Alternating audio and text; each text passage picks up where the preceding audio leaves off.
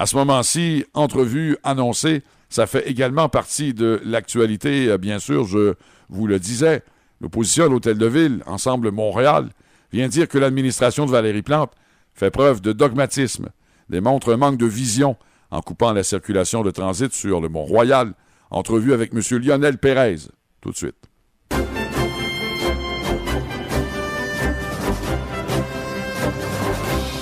M. Lionel Pérez, chef de l'opposition et chef, bien sûr, d'Ensemble Montréal. Comment allez-vous, mon cher? Ça va bien, merci. Merci de vous arrêter chez nous pour parler de ce dossier. Il y a eu réaction aujourd'hui. Ce que vous venez de dire, M. Pérez, et je vais vous laisser le verbaliser, bien sûr, mais que ça ne touche pas les enjeux globaux spécifiques de la sécurité.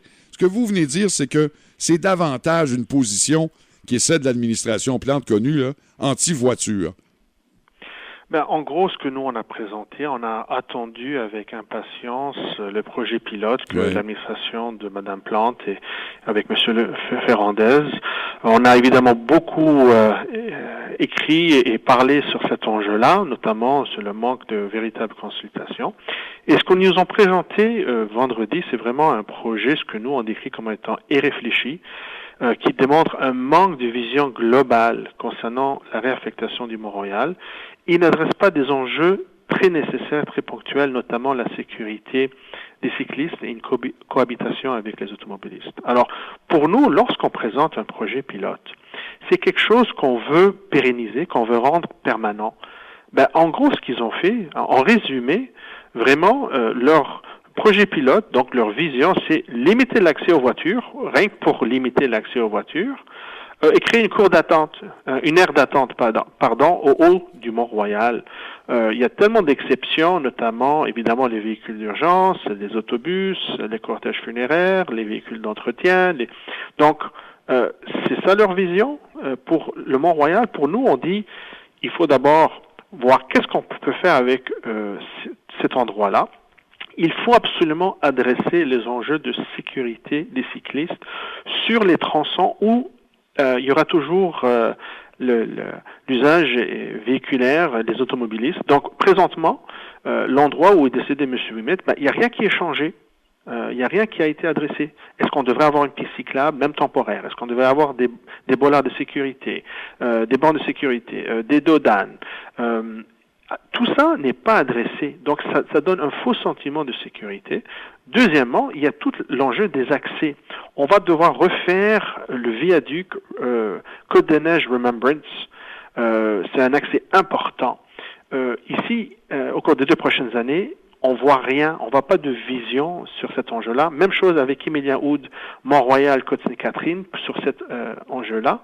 Donc pour nous, la décision, elle est plutôt sur un enjeu vraiment d'idéologie, anti-voiture, bloquer l'accès aux automobiles, rien que pour bloquer l'accès aux automobilistes. Et c'est pas seulement nous qui le disons, les Amis de la Montagne, qui est un organisme neutre, dit qu'il n'y a pas cette vision d'ensemble. Il y a l'enjeu également pour le cimetière. Eux, ils sont très, très préoccupés pour l'accès pour les personnes endeuillées. Alors, c'est vraiment, vraiment décevant ce qu'ils nous ont présenté, et nous, on pense qu'ils auraient dû avoir plus d'ambition. Maintenant, il y aura consultation publique. Et est-ce qu'il y aura des possibilités à ce moment-là d'interpeller à nouveau et de peut-être espérer davantage d'actions?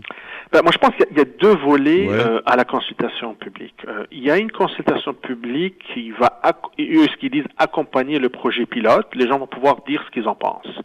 Il y aura un deuxième volet qui va être la vision des citoyens ainsi que d'autres intervenants et organismes qui débuteront au mois de novembre, soit après le projet pilote. Nous, ce que ça nous dit, c'est que ils auraient dû commencer avec une consultation publique en bonne et due forme, donc comme ce qui se prévoit au mois de novembre, avoir l'apport, les recommandations de tous les intervenants et le public pour ensuite avoir cette vision d'ensemble. Alors, ils mettent vous savez, la charrue avant les bœufs, c'est un non-sens. Alors nous, c'est dommage qu'ils vont aller de l'avant. Et ce que ça préconise, c'est que peut-être il y aura un deuxième projet pilote suite aux consultations publiques au mois de novembre. Monsieur Pérez, on va donc jusqu'à dire, selon vous, qu'avec ce projet pilote, de la façon dont il a été présenté et en manquant un peu effectivement de vision, si je vous pose la question, est-ce que si tout était en place comme on va le faire avec le projet pilote, Est-ce qu'on aurait pu éviter le décès du cycliste Clément Ouimet? Ben, absolument pas, c'est clair. Malheureusement, l'intersection, l'endroit où il y a eu le virage illégal du conducteur n'a pas été affecté, n'a pas été touché. Il n'y a pas eu un médian supplémentaire, des blocs, il n'y a pas eu un aménagement pour une piste cyclable ou bien temporaire ou bien permanente, il n'y a pas la signalisation supplémentaire, il n'y a rien de tout ça dans leur projet pilote. C'est vraiment incompréhensible à quel point ils ont pu aller mis de l'avant. Ils ont eux-mêmes reconnu comme quoi c'était vraiment un des éléments déclencheurs d'aller de l'avant avec le projet pilote. Et là, ils disent non, c'est plutôt pour s'assurer d'éviter le transit, de rendre Camille-Lahaut dans l'autoroute par chemin de parc. Vous savez, ils n'ont jamais non plus partagé de l'information concernant les études d'impact sur les rues avoisinantes. Mm-hmm. Alors, est-ce qu'on va tout simplement transférer ce risque sur d'autres boulevards? Alors, c'est malheureux.